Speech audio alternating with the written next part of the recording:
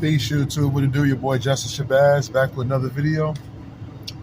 This video right here is part of my Powerful Impact Monday. Something definitely got to be discussed and addressed as melanated families, melanated people. But I just wanted to say, we have to respect the elders, definitely, and respect your family and friends. You know what I'm saying? For the most part, pay attention to your circle. They won't hurt you. Got that from the great, was that Mobb Deep? I know Hassan Campbell, respect, always be saying it, but I know it came from a rapper, I'm pretty sure. Pay attention to your circle before they hurt you. But this is a sticky subject because I kind of can relate. And basically what I'm talking about is the Romeo Master P situation. Recently, Master P just lost a daughter. I think it was to mental health. She killed herself. I'm not sure the details of that. Gotta look further. Apologize. You could Google it for yourself. Master P lost his daughter, either this year or last year, I want to say. And the family's still grieving. Master P still grieving. Romeo's still grieving.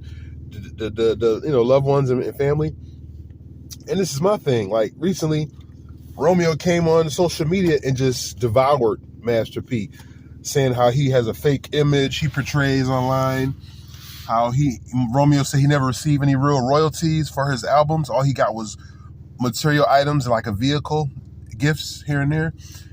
And I just want to say, Romeo, did you sit back and realize that without your dad, you wouldn't be in this world, number one. Number two, you would not have been known as Little Romeo without Master P.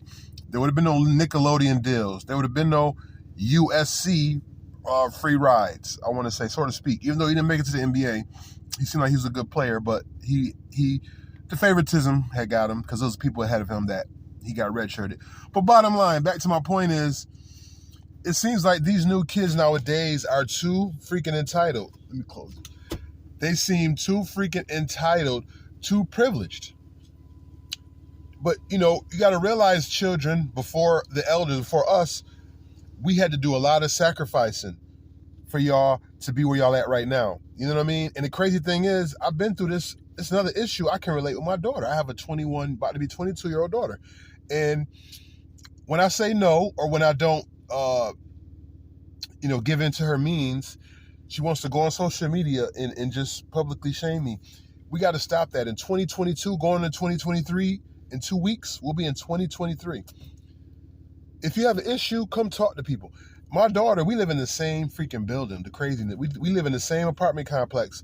And the only time she comes knocking my door when she needs something. She never comes to say, how you doing? Let me hang out. Well, once in a blue, she might say that. But this is not about me and my daughter. This is about parents and children, the disconnection. We have to get back together on one accord. And airing each other's dirty laundry out online is not helping. You got to remember, this is a world that doesn't give a shit about your problems.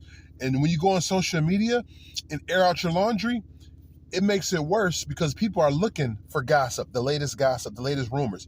People are looking for a topic to chime into and to eat through. Because a lot of times people put their own spin on things. Without knowing all the facts, people put their own spin on things. And it's bad. Me as a father, as a parent, as a man, I have work to do. Definitely, I understand that. But I know growing up, I would never, if there was social media, I'd never go on social media and bash my mom. I would talk to her. Honestly, I'm going to be honest with you guys, family. Up until 13, I was terrified of my mom. She had the imprint on us that say the wrong thing, cross your face. And just, she put that in us early. She put fear in us early. But I understand now because with these kids growing up, they don't know nothing because they have no type of accountability. They can run to the state, they can run to CPS, they can run to police, say, your mom and dad beat you. Whenever in history has the New York State or the police department or officials was able to discipline your child? It's unbelievable. It's unrealistic. That I just seen something recently where it was Amir Stoudemire, who used to play professional basketball. He disciplined his daughter and now all this slack. I mean, why is it that a black man or black family can't discipline their children? When has that been a crime? As long as they're not half dead, I mean, what's the issue? You know what I'm saying? A little spanking. I mean, what I grew up on was strictly straight child abuse. Getting beat with extension cords, leaving webs on your back, and that really was child abuse, but that was that good down south discipline.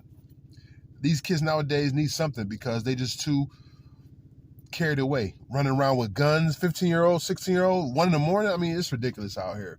Pray for the family, pray for us, melanated people. But you cannot go on social media and air out your dirty laundry.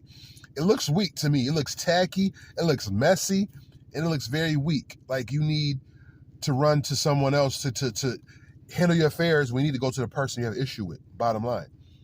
So I had to chime in on this, you know what I'm saying? It's crazy. I had to speak on it because I can relate to this topic, you know what I'm saying? We are a conquered people, and I'm going to be honest, racism has a little bit to play with this when it comes to the dysfunctionalness in our society. But beyond race, let's put racism to the side, but put white people to the side. It's our own inner demons that we're dealing with from birth, growing up, through the dysfunctional households to now.